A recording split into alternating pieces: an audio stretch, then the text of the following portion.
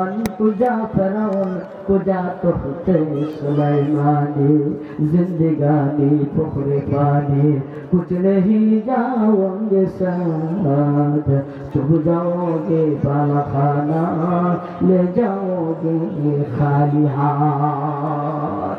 ए दुनियार ईमानदार भाई এই দুনিয়ার বুকে কত বড় বড় রাজা বাদশার আগমন হয়েছিল যাদের ধমকে সারাটা দুনিয়া থরথর করে কাঁপত। আজকে তাদের গারগুলি মুঠেইয়া আল্লাহ পাক কবরের ভিতরে ঢুকাইয়া দিছে।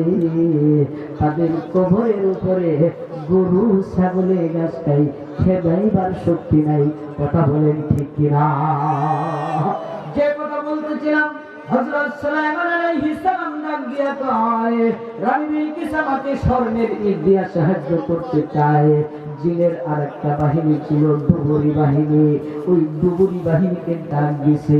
আল্লাহ পাক কোরআনুল কারীমে উপস্থিত হাজিরানের মজলিস আজকে কাঠবাসা নুরুল কোরআন হাফিজিয়া মাদ্রাসার উদ্যোগে এবং এলাকাবাসীর উদ্যোগে আজকে এই ওয়াজ মাহফিলে আমাকে আপনারা আমন্ত্রিত করায় আমাকে ধন্য করেছেন। আমি আপনাদের কৃতজ্ঞ। আমি তার প্রথমেই ক্ষমা চেয়ে দিচ্ছি হুজুরের বয়ানের মধ্যে আমি একটি কথা বলার জন্য, সেই জন্য আপনি সবাই হুজুর আপনার কাছে মাপ চেয়ে নিচ্ছি। আমি আপনাদের কাছে দোয়া চাই। উনি যে বয়ানটা করতেছেন বয়ানটা আমরা মনোযোগ দিয়ে শুনি। এই ওয়াজ মূল উদ্দেশ্য আমি যেটা বুঝি, আমরা সবাই মুসলমান, আমাদের ঈমান ও আকীদা ঠিক রাখতে হবে। সবাই যদি 5 ওয়াক্ত নামাজ পড়ি তাহলে আমাদের কারো দ্বারা মনে হয় না কোনো অন্যায় কাজ হবে, ঠিক কি না? ইসলামের মুসলমানের প্রথম নিয়ম আমি মনে করি আমাদের 5 ওয়াক্ত নামাজ পড়া। হুজুর কি বলেন? হুজুর আজকে বয়ান করতেছেন, ওনার মূল উদ্দেশ্য কিন্তু আমরা নামাজি হই, আল্লাহর পথে থাকি, সৎ পথে থাকি, ঠিক কিনা?